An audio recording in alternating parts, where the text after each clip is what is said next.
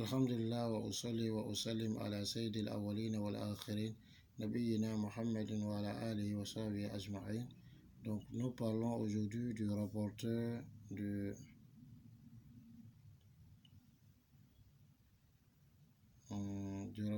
donc du hadith de Jibril, c'est-à-dire Omar radiallahu anhu. Et il s'appelle Omar ibn al-Khattab al-Qurashi al-Adawi. Il est Abu Hafs, le père de Hafs, c'est son nom élogieux, puisqu'il avait une fille qu'on appelait Hafsa. Il est devenu musulman 5 ans avant l'Hégire. Et Omar radiallahu anhu, les croyants, beaucoup de croyants parmi les 10 auxquels le paradis a été promis, tels qu'Abu Bakr, Ousmane, Ali et bien d'autres, l'ont devancé. Ils l'ont devancé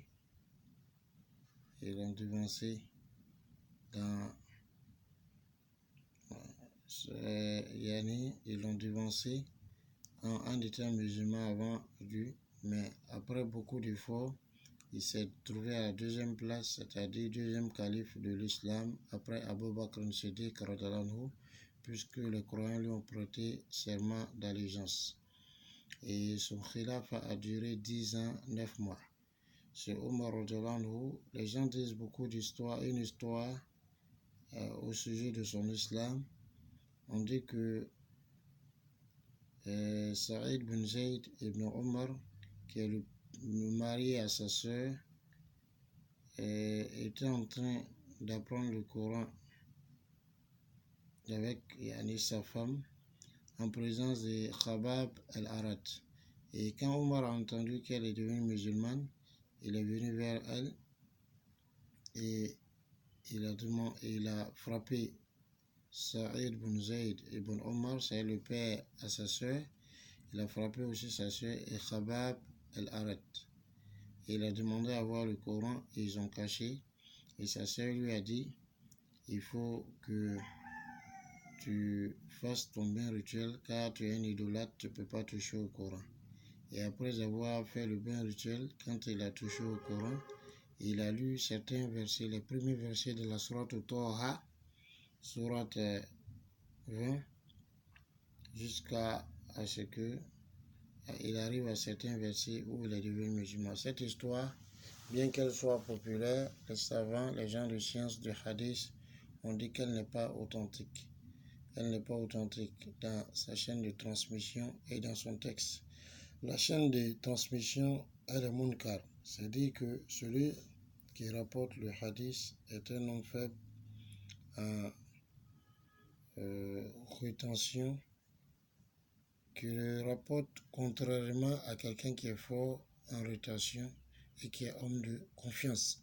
Donc on dit de ce genre de hadith qu'ils sont munkar, ça fait partie des hadiths da'if faibles. Une chose, c'est que dans le texte du hadith, il est dit que Omar s'est lavé et est venu toucher au Coran. Mais le mécréant, même lorsqu'il fait le bain rituel, ça ne lui profite pas et cela ne lui donne pas droit de toucher au Coran. On peut lui donner la traduction du Coran, mais le Coran lui-même ne peut pas lui être remis tant qu'il n'est pas devenu musulman.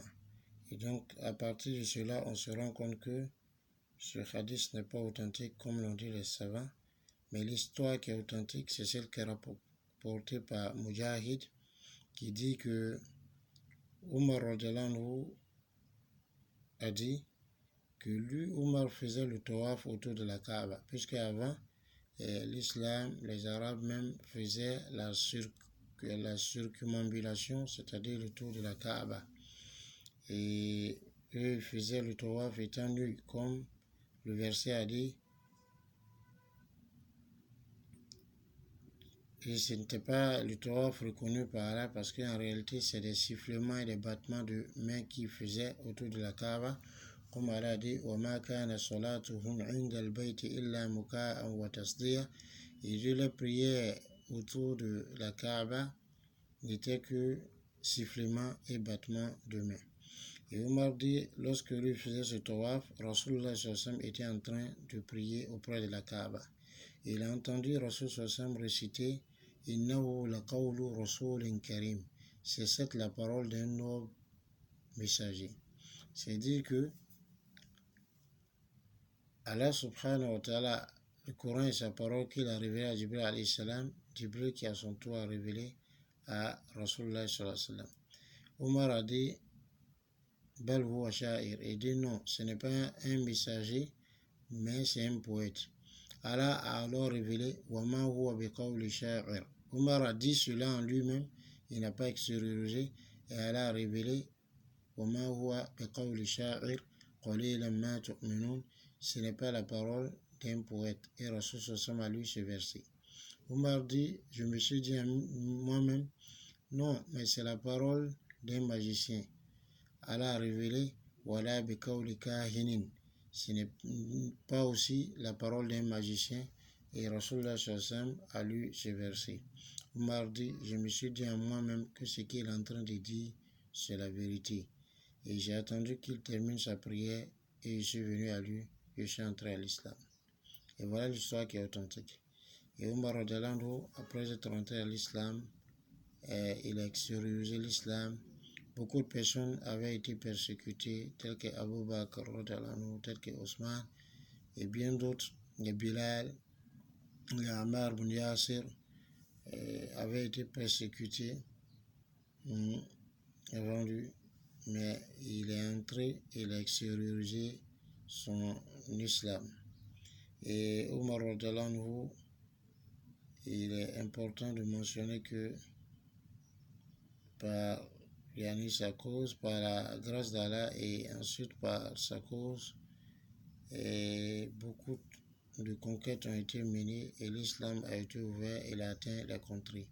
Il est même celui-là qui a institué le calendrier grégorien, le calendrier hégirien.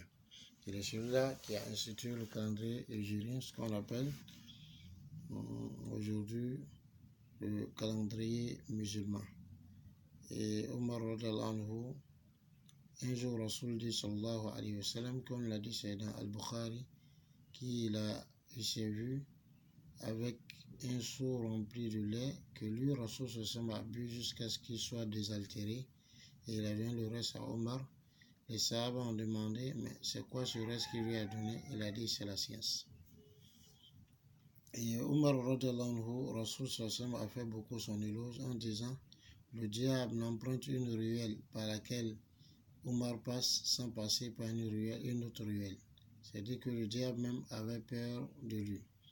De même, Omar radhiyallahu anhu était quelqu'un qui, comme Rasul sallallahu a dit, des gens avant nous sont passés, des gens avant nous qui étaient inspirés sans être des prophètes sont passés.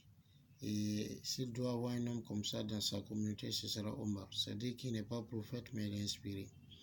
Et on voit cela à travers 30, comme les savants ont dit, près de 30 versets que Omar dit avant même qu'il ne soit révélé.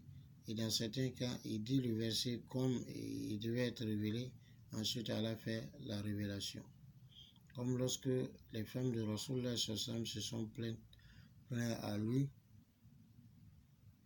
au sujet d'une dépense et que Rasulullah a fait le Ila, qu'il fait de jurer de ne pas avoir de relations sexuelles avec son épouse. Et ça, la limite, c'est de 4 mois. Et Omar, il est venu, il leur a dit, il se peut que si vous divorcez d'avec le prophète sallallahu alayhi wa sallam, Allah vous remplace par des femmes meilleures que vous. Et le verset a été révélé. De même, les hommes rentraient et sortaient de chez Rasulullah sallam. Omar a dit, Ya Rasulallah, les hommes rentrent et sortent de chez toi et regardent tes épouses. Si tu leur demandais de se couvrir le visage, alors Allah a révélé le verset du hijab. Ya ayyuhan nabi, ô toi le prophète, كل أزواجك, dis à tes épouses, وبناتك, à tes filles, ونساء المؤمنين, et aux femmes des croyantes, يدنين عليهن من جلابيبهن, qu'elles rabattent sur elles les grands voiles. De même, dans beaucoup d'endroits comme ça, il y a cette histoire d'Ibn Mas'ud où un génie et un homme se sont battus et l'homme a eu la victoire sur le génie jusqu'à 3 reprises. Et ils ont demandé c'est qui cet homme. S'agit-il d'Omar? Ibn Mas'ud a dit mais de qui d'autre s'agirait-il si ce n'est Omar? Et ce Omar aimait Rasulullah sallallahu alayhi wa sallam. Il était tout le temps avec Rasulullah sallallahu alayhi wa sallam.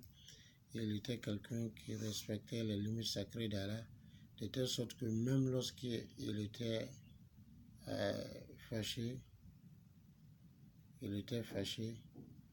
quand on lui citait l'un des versets d'Allah, il se calmait et se pliait à l'injonction divine. Et c'est ce Omar-là, donc, qui a été tué en l'an 23 de l'Égypte par Abu Lu'lu al-Majusi, le mage, alors que Omar faisait la prière du Fajr. qu'Allah fasse miséricorde immense, radiyallahu anhu, qu'Allah nous accorde la bonne compréhension. Assalamu alaikum wa rahmatullahi wa barakatuh.